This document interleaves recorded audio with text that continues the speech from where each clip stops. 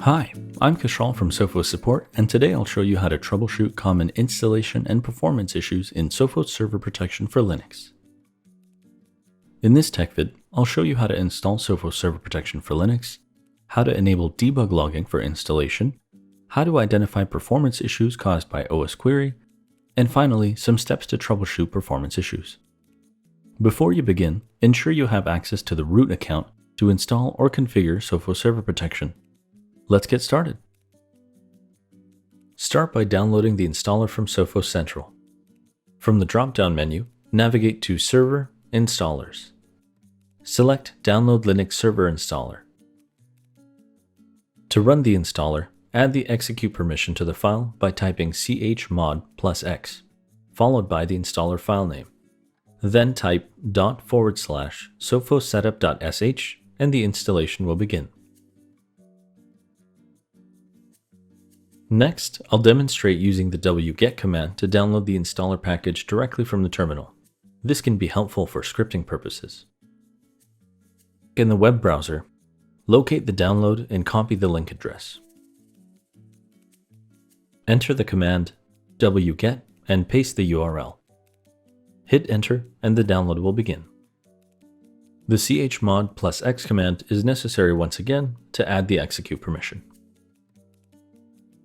After installing Sophos Protection for Linux, perform the initial check on your Linux server to confirm if SPL is installed and running. In terminal, run systemctl status sophos-spl.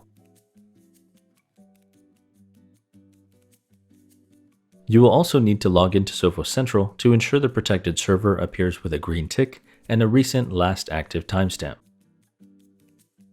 Check the product version against our release notes to ensure it's up to date.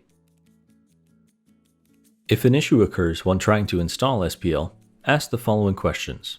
What is the Linux platform and version, and is it supported? Does the server have a direct connection to the internet? Is it a newly downloaded installer? And is the root account used for installation? To investigate further, we can enable debug logging when installing. Execute this command for installation. When running this command, whether the installation completes or fails, an install.log file will be created in the current working directory.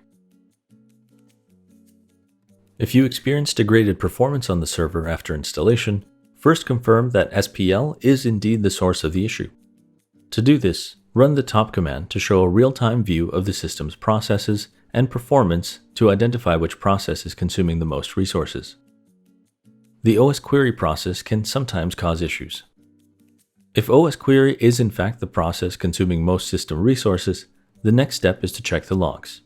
To generate this log, navigate to the following directory: cd/opt/sophos-spl/bin. Then run the following command: ./sophos_diagnose. The diagnostic log will output to the current working directory. At this point, you may want to export the diagnostic log to another device if you don't wish to analyze the logs directly on the Linux system. Move the file to the desktop using the mv command and extract it using the tar command. I'll enter cd/home/sophos/desktop. To extract the file, I'll enter tar-xvf followed by the file name. You may need to change the permissions on the file. Here I'll run chmod-r 755 and my file name.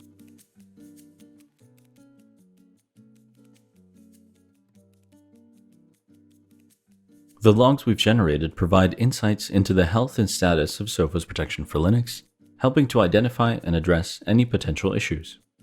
It's the central location where entries are recorded in the event of any SPL server issues, including OS query.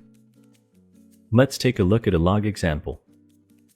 Here we see that there are several instances where I've run out of system memory, causing the OS query process to stop. To resolve this issue, I need to reduce the strain on the OS query database to prevent the process from halting. First, clear the database by running this command. Ensure you specify the directory accurately, as the rmrf command can be very destructive if mistyped or misused. Files can also be deleted individually by size or date. OS Query will then repopulate the database once up and running. Next, I'll update the configuration to adjust the buffer size. Open the plugin configuration file located in the following folder. Add the value events_max equals 50,000. This lowers the maximum number of events to buffer from the default of 100,000.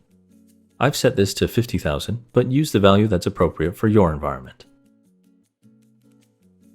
I'll run the cat command here to ensure that the changes have been committed to the file. Finally, run the following commands to refresh the changes.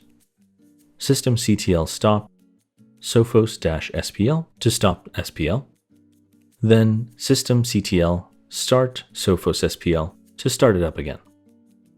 And that covers the overview of troubleshooting common installation and performance issues in Sophos Server Protection for Linux. Check out the relevant documentation for this tech vid in the description. For further assistance, view and post questions on community.sophos.com and go to techvids.sophos.com for more great videos like this one. Thanks for watching.